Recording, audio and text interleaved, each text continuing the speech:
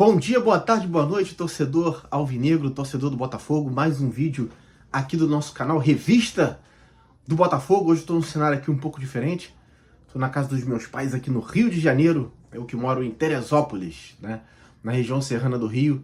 Acho que ainda não tinha falado isso para vocês. Hoje estou com a camisa aqui do Botafogo de 1993, campeão da Copa Conmebol. Ali o nosso primeiro título internacional oficial. Camisa que quem me deu foi o jogador Nelson, que foi o capitão do Botafogo naquela conquista. Ele que é amigo do meu pai aqui do bairro da Zona Oeste, né, do Rio de Janeiro. Jogaram futebol juntos e aí me presenteou com essa camisa ainda na infância. Então, uma camisa bastante representativa e que tem muita história do Botafogo naquele título que até o ano passado era o único título internacional oficial do nosso clube. Bem, no vídeo de hoje eu quero falar com vocês sobre o jogo treino. Nesse momento, onde eu estou gravando o vídeo aqui nessa tarde de sábado, dia 15 de março de 2025, o Botafogo está jogando um jogo treino contra a equipe do Cruzeiro, né? E foi já divulgado aí nas mídias como vai ser feito esse jogo treino, né? Eu cheguei a mencionar aqui que poderia ser 3 tempos de 45 e tudo mais, 3 tempos de 30, mas na verdade os treinadores, tanto de Botafogo como também do Cruzeiro, Renato Paiva do Botafogo, Leonardo Jardim, treinador do Cruzeiro, definiram 4 tempos de 30, então dá para os treinadores fazerem muitas mexidas e observarem várias situações de jogo diferentes para que eles possam usar em suas equipes nas competições que se desenrolarão aí pelo ano de 2025, né? Então, Botafogo e Cruzeiro, jogo treino hoje no estádio Newton Santos, no próximo sábado, como já falei com vocês aqui, Botafogo e Curitiba no estádio Newton Santos, e assim,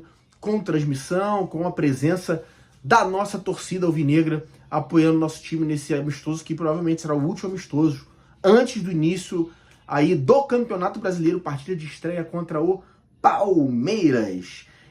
Outra notícia importante que a gente precisa comentar aqui com vocês, né? Desde fevereiro já saiu aí um comitê de aproximação entre a Liga Forte União, da qual o Botafogo faz parte, e juntamente com essa liga, em conjunto, negociaram aí os contratos de televisão, os negócios relacionados aos jogos do Botafogo e das outras equipes dessa Liga Forte União, e do outro lado a Libra. Estão se aproximando, estão conversando, e desde fevereiro os dirigentes aí formaram o comitê de integração dos dois grupos. Então, qual é a ideia? É que eles possam chegarem num denominador comum e a partir de 2027, finalmente, possamos ter aí a nossa liga de futebol no Brasil, organizada pelos clubes. E o que é importante dizer sobre isso é que a partir desse momento a CBF não organizaria mais o Campeonato Brasileiro. Então isso significa melhora na arbitragem do nosso campeonato, na escolha dos árbitros, na profissionalização dos árbitros, que é muito importante para que a arbitragem no nosso país melhore. Melhora também na organização das competições, na organização do nosso calendário, o que vai melhorar em muito, não só a vida do Botafogo, como também o futebol brasileiro de uma forma geral. O nosso campeonato precisa ser organizado pelos clubes, precisa ser uma liga. Então é muito importante que os dois grupos que acabaram não tendo um entendimento geral para que a liga não acontecesse até hoje, essa é a razão, estão se aproximando, Liga Forte União e a Libra, e isso é um caminho para que possamos ter a partir de 2027 a nossa Liga de Futebol Brasileira organizada pelos clubes. A CBF permaneceria cuidando da seleção brasileira e da Copa do Brasil, que continuaria sendo uma organização da CBF. A Liga de Futebol poderia, por exemplo, como acontece na Inglaterra, criar uma Copa própria, que seria a Copa da Liga. Na Inglaterra você joga a FA Cup, que é organizada pela Federação de Futebol Inglesa, a Federation Association, e também a seleção é organizada pela FA, né? E a Liga Inglesa, a Premier League, organiza o campeonato, e também a Copa da Liga Inglesa. Então essa é a informação relacionada a essa questão, que é muito importante. Com certeza, se isso já tivesse acontecido, o Botafogo não teria passado por algumas situações que teve que passar nos últimos anos com a CBF, e principalmente relacionado a calendário. Olha a forma que nós chegamos no Oriente Médio para poder jogar a Copa Intercontinental, né, o antigo Mundial de Clubes. Jogamos e 3 dias depois temos que jogar praticamente em outro continente, depois de jogar uma partida pegada valendo o título do Campeonato Brasileiro. Então, uma situação inadmissível, um calendário desse que nós temos hoje no nosso futebol, e eu tenho certeza que com a organização de uma liga de futebol, essa situação iria mudar. Nós temos uma condição muito melhor, como eu falei aqui, de calendário, de arbitragem, para os clubes do futebol brasileiro. Então, sucesso aí nessa integração entre a Liga Forte União, entre a Libra, que cheguem num denominador comum e que possamos ter aí a nossa liga de futebol profissional no Brasil a partir de 2027. Temos também uma outra informação importante, que aí é o tema principal do nosso vídeo de hoje, que são os grupos da Copa Libertadores na segunda-feira, que é dia 17 de março, às 20 horas, ou seja, na parte da noite, né? Até diferente do que aconteceu nos últimos anos. Se eu não me engano, o sorteio será na noite, aqui no horário de Brasília. Teremos aí o sorteio da Copa Libertadores para esse ano de 2025. Então, no pote 1, o Botafogo, o nosso time, atual campeão da Copa Libertadores, o nosso clube, o nosso glorioso, já está separado para a primeira posição do grupo A. Então, o Botafogo é um dos cabeças de chave. No nosso pote temos também o River Plate, né, que é o pote 1, e esses são os cabeças de chave. River Plate, né, 4 vezes campeão da Libertadores.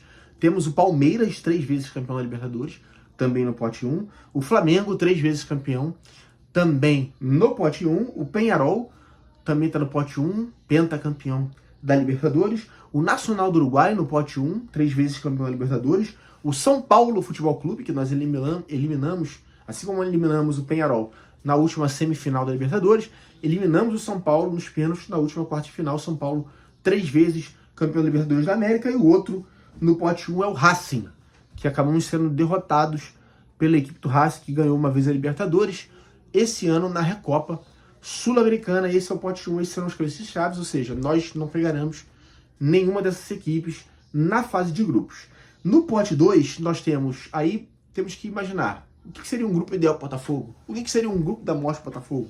Por exemplo, o Olímpia, 3 vezes campeão da Libertadores no pote 2, seria uma equipe difícil, sempre complicado enfrentar o Olímpia, lá no Paraguai. A LDU, que ganhou a Libertadores, inclusive daquela final contra o Fluminense em 2008, a LDU campeão da Libertadores daquele ano, também está no pote 2, um adversário sempre complicado, até porque temos altitude lá em Quito. O Internacional, o clube brasileiro, sempre muito difícil pegar. O Internacional tem tradição na Copa Libertadores, 2 vezes campeão da competição.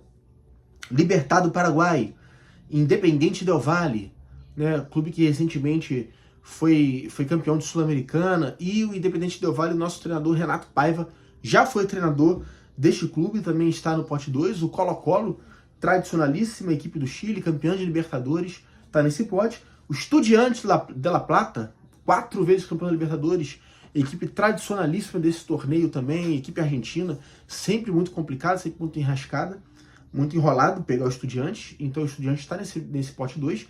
E o Bolívar, da altitude de La Paz, o clube boliviano do Grupo City, está aí também no pote 2. Então aí, quem que você acha que seria um adversário ideal? Talvez desse pote aqui, a equipe mais fraca, vamos dizer assim, com um pouco menos de tradição na competição, seria o Libertad do Paraguai. É um pote mais forte, esse pote 2. O pote 3, nós temos o Atlético Nacional, que já venceu a competição sul-americana 2 vezes, a Libertadores da América, a mais importante competição sul-americana. O Vélez Sarsfield da Argentina, sempre também um adversário complicado, já venceu também a Libertadores uma vez. O Fortaleza do Brasil, clube brasileiro, é sempre mais difícil, né? Sempre entra como os favoritos aí em seus grupos na Libertadores, então Fortaleza está também nesse pote 3. O Sporting Cristal do Peru, o Universitário do Peru, o Talleres da Argentina, time argentino sempre complicado, o Deportivo Táchira da Colômbia e a Universidade de Chile do Chile, né? Então qual seria para você o adversário ideal desse pote 3? Será que seria talvez o Sporting Cristal do Peru ou o Deportivo Táchira da Colômbia? Aí fica aí para sua avaliação. E no último pote, no pote 4, temos o Carabobo da Venezuela, o Atlético Bucaramanga da Colômbia, nome Bucaramanga da Colômbia, clube que eu nem conhecia, o Central Córdoba da Argentina, o Santo Antônio Bulu Bulu, o Barcelona de Guayaquil do Equador, esse sim, bem conhecido, 2 vezes vice-campeão da Libertadores, sempre uma equipe complicada de jogar. O Aliança Lima, um dos clubes mais tradicionais, mais vencedores, se não o mais vencedor do futebol peruano, ainda não venceu a competição. Cerro Porteño do Paraguai, que é a equipe do nosso goleiro Gatito Fernandes, e o Bahia do Brasil, que é sempre complicado pegar time brasileiro. Aí no pote 4, em tese seria importante fugir do Bahia, talvez do Cerro Porteño, e com certeza do Barcelona de Guayaquil, do Aliança Lima. Seria melhor pegar o Carabobo, o Atlético Bucaramanga, da Colômbia, o Central Córdoba, ou com certeza o Bulo Bulo,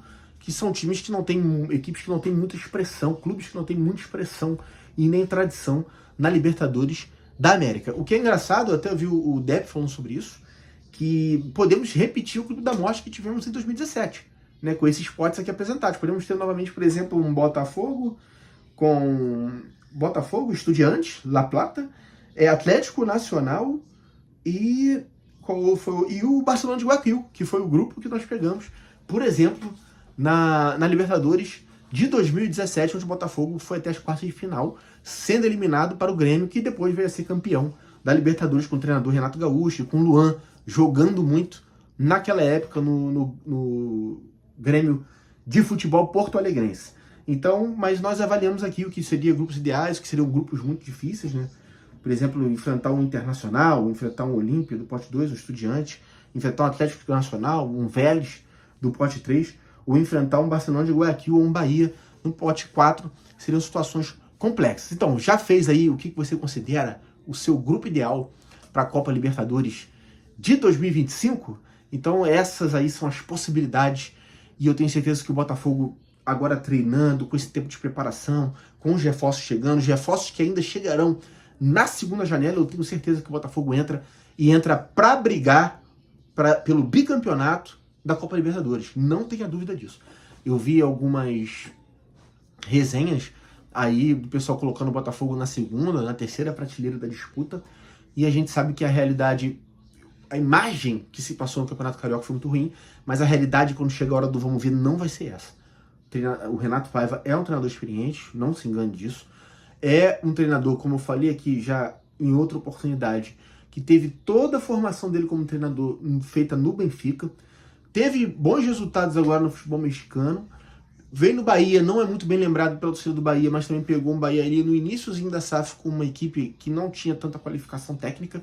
Então eu acredito que ele pode sim apresentar um bom resultado com os reforços chegando, para a gente poder passar aí da primeira fase, esses reforços que já chegaram, na verdade, né? Jair, Santiago Rodrigues, né? o Juan Fernandes, todos o Nathan Fernandes, né? Todos os jogadores que chegaram aí nessa primeira janela, e os que chegarão na segunda janela, a gente já passando aí da primeira fase para agregar no nosso grupo. Eu não tenho dúvida que o Botafogo vai chegar e chegar forte para disputar o bicampeonato da Libertadores, tá bom, meus amigos? Não deixe de se inscrever no nosso canal para ajudar o nosso canal a crescer cada vez mais, ativar o sininho, deixe seu comentário também, curta os nossos vídeos e compartilhe com os amigos, porque essa é a revista do Botafogo, tá bom? Um grande abraço para todos vocês e seguimos aqui, firmes e fortes!